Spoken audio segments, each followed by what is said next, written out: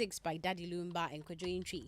According to him, this is because he did not grow up listening to that kind of music. Now, speaking to Kwame Dazi and Dorina View on Daybreak Hits, the gospel musician said he's often amazed when he hears people sing songs by the two high life icons word for word.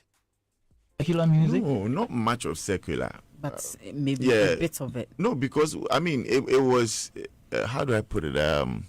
Not really, but so up to today, you know, when I see people sing Lumba and Vinci and things, I'm like, hey, wow, okay. Because I can't sing one line of any of those songs. But yeah, like in my home. Was it like you can't sing because you didn't like to listen to it, or you just it was just not around me.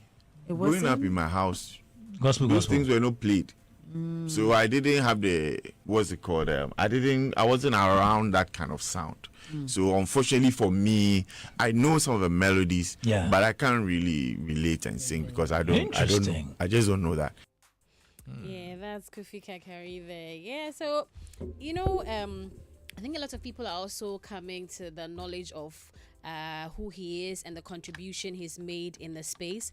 I remember there was a video that when that was circulating on social media not long ago, where he was granted an interview and the person was actually shocked that he is the person who wrote I think we bow down and worship Yahweh.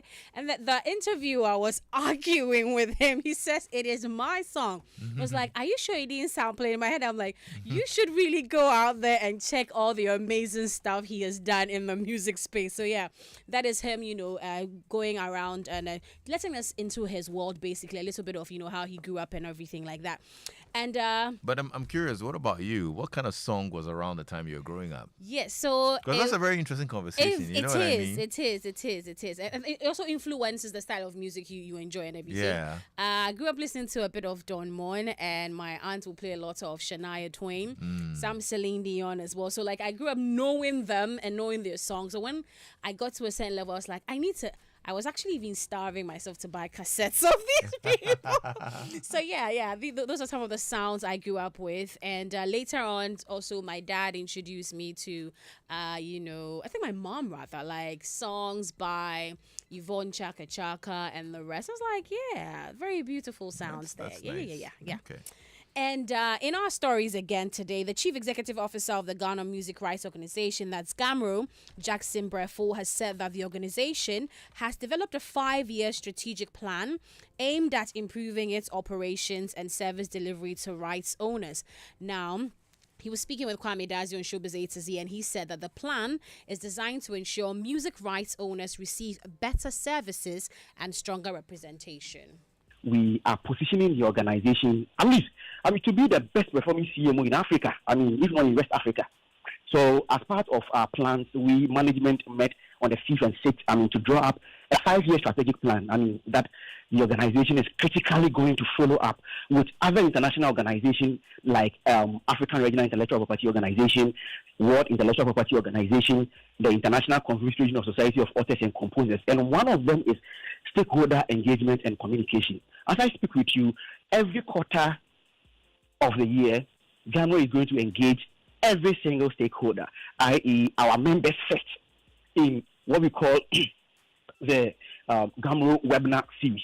So every quarter, so as we speak, messages are going to flood by end of January for our members, radio presented, and anybody who has interest as a stakeholder in the operations of GAMRO to register and join the webinar series, which is going to be done every quarter. Now to some rather sad news. Legendary Ghanaian gospel musician and founder of the Asomafo gospel group, Yao Sapong, has died. Now, the news of his passing was confirmed by Nana Pukuashis, his manager, to myjoyonline.com. Further details surrounding his death are yet to be officially disclosed. And also, Italian fashion designer, popularly known by his first name Valentino, has died. That's according to his foundation. Now, Valentino was 93 years when he passed.